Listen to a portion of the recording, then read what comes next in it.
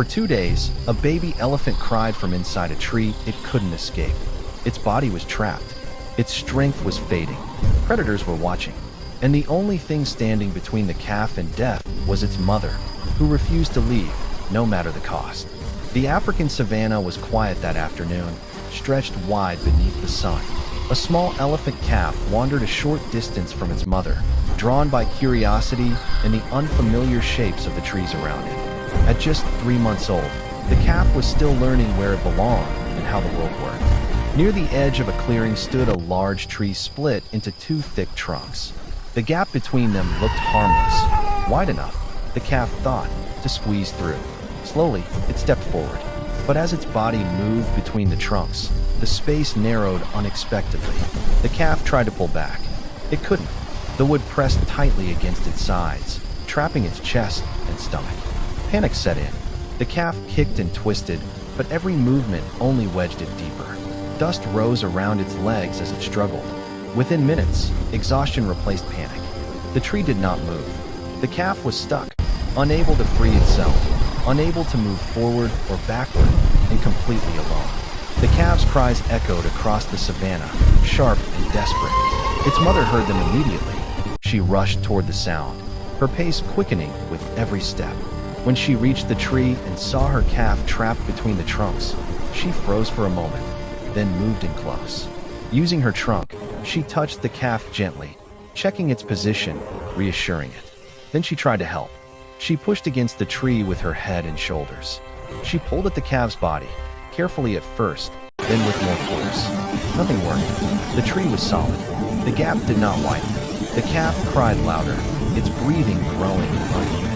The mother tried again, adjusting her angle, using her weight, attempting to relieve the pressure.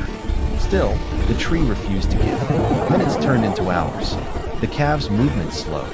Its strength was fading. The mother stayed beside it the entire time, standing close, shielding it from the open flame. She touched it repeatedly with her trunk, refusing to step away, even when it became clear she could not solve this alone. As the sun dipped below the horizon, the savanna changed. Shadows stretched across the land, and the air grew heavy with danger.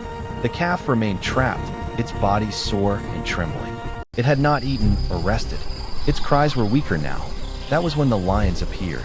2 males emerged quietly from the tall grass, their eyes fixed on the helpless calf. They circled at a distance, assessing the situation. They could sense weakness. They could smell it. The mother elephant noticed them immediately. Without hesitation, she moved between the lions and her calf. She spread her ears wide, raised her head, and charged forward, kicking up dust. The lions stopped. Then 1 step closer. She charged again. The confrontation lasted several tense minutes.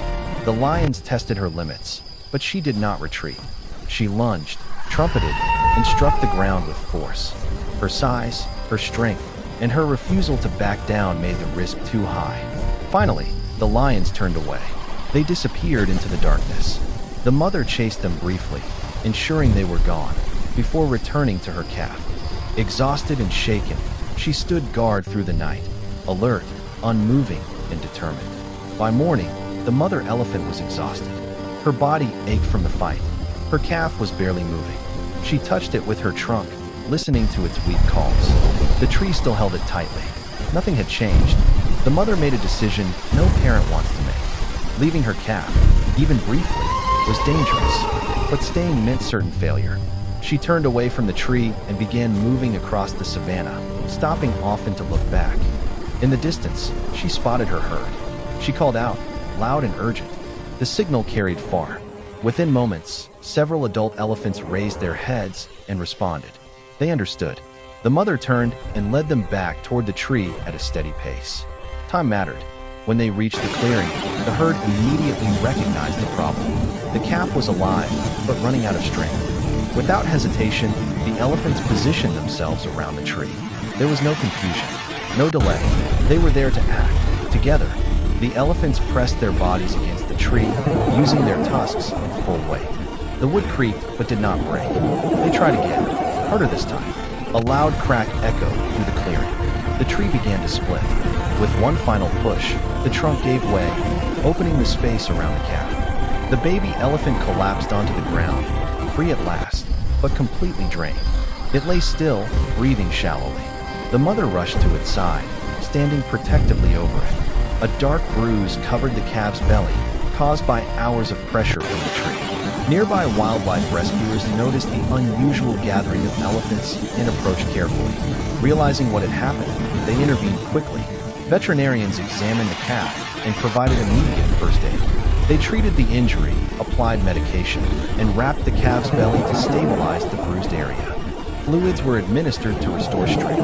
The mother stayed close throughout, watching every move. The calf was carefully transported to a veterinary center, with its mother following closely, never taking her eyes off her child. At the veterinary center, the calf underwent a full examination. X-rays showed no broken bones or internal damage. The injury, though serious, was treatable.